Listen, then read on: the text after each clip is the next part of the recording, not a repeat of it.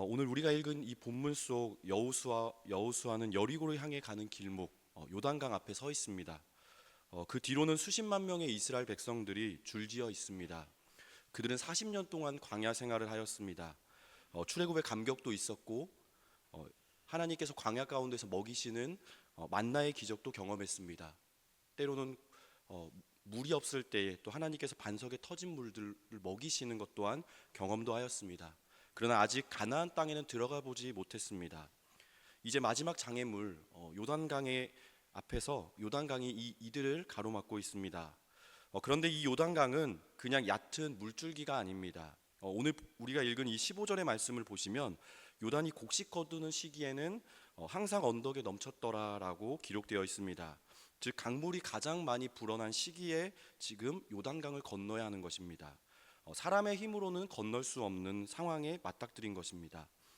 우리들 또한 종종 이런 상황들을 경험할 때가 있습니다. 지금 당장 처리해야 되고 이 일을 해야 되는데 그 문제는 점점 작아질 기미는 보이지 않고 점점 커지는 모습들을 보게 됩니다. 우리는 앞이 막혀서 어떻게 가야 될지 모르고 또 주위를 둘러보지만 나를 도와줄 사람을 찾지 못해 막막하기까지 합니다. 가정의 문제이든지 또 직장의 고민이든지 또 마음의 상처든 또 여러 가지 문제들이 넘쳐흐르는 요단강처럼 우리를 가로막고 있습니다. 그런데 오늘 말씀을 통해서 하나님께서 우리에게 말씀하시는 것은 이것입니다. 하나님께서 길을 여신다는 것이고 하나님께서 인도하실 것이다 라는 것입니다. 우리 오늘 말씀을 통해서 우리가 오늘 하루 어떻게 믿음으로 이 문제들을 이겨내고 또 어떻게 나아가야 될 것인지를 살펴보는 귀한 하루가 되었으면 좋겠습니다. 1절부터 6절의 말씀을 이렇게 살펴보시게 되면 하나님께서 이 약속을 따라서 준비하는 과정들이 나옵니다. 백성들은 아침 일찍 일어나 요단강가로 나아갑니다.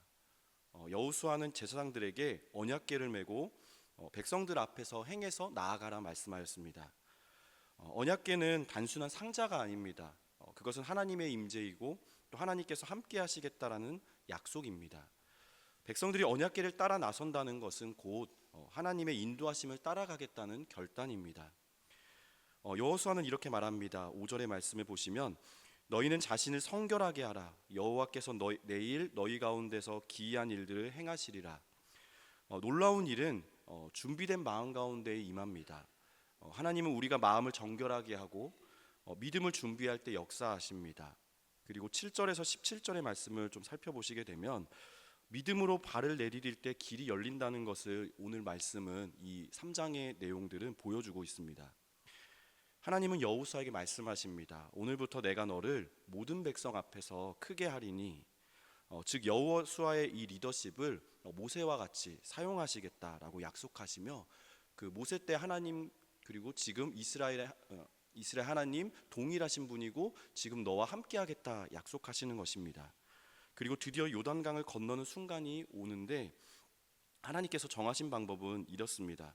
언약궤를 맨 제사장들이 먼저 요단강에 발을 들여놓을 때 그 강물이 멈추게 될 것이다 라는 것이었습니다. 한번 상상해 보십시오. 강물이 언덕까지 흘러 넘치고 있습니다. 시냇물도 아니고 아주 큰 강입니다. 물이 많이 흘러내리고 한 발 내디뎠다가 휩쓸릴 것 같기도 합니다. 그런데 거기에 먼저 발을 내디디라니요. 먼저 멈춘 강물에 발을 내딛는 것이 아니라 먼저 발을 내디뎌야 강물이 멈춘다는 것이 하나님의 말씀이었습니다. 하나님은 이 믿음의 행동을 원하시는 것입니다. 믿음은 생각이나 감정이 아닙니다. 발을 들여놓는 행위입니다. 행동입니다. 그리고 실제로 그렇게 되었습니다. 제사장들이 언약궤를 메고 물에 발을 들여놓자 위에서 흘러오던 물은 멈추고 백성들은 마른 땅을 건너가게 됩니다. 하나님의 기적이 믿음의 발걸음 위에 임한 것입니다. 사랑하는 여러분, 오늘 우리도 요단강 앞에 서 있다고 말씀드렸습니다. 어떤 분에게는 지금 자녀의 문제, 또 어떤 분에게는 경제적인 어려움의 문제, 또 어떤 분에게는 영적인 문제들로 인해 그 요단강에 서 있는 것과 같은 위기를 경험하고 있을 것입니다. 하나님은 오늘 우리에게도 똑같이 말씀하십니다. 언약궤를 따라 걸어가라. 내 임재를 따라 발을 들여놓아라. 그러면 내가 그 일들 행할 것이다 라고 말씀하십니다. 오늘 하루를 이렇게 시작해 보시면 좋겠습니다. 세 가지로 좀 제안을 드리고 싶은데요. 첫 번째는 마음의 성결을 준비하는 것입니다. 여호수아가 오늘 백성들에게 자신을 성결하게 하라라고 말하였습니다. 하나님은 깨끗한 통로를 통해서 역사하십니다. 우리의 마음을 돌아보고 회개하고 또 정결한 마음으로 오늘 우리가 하나님 곁에 가까이 서 있을 수 있는 하루가 되시길 소망합니다.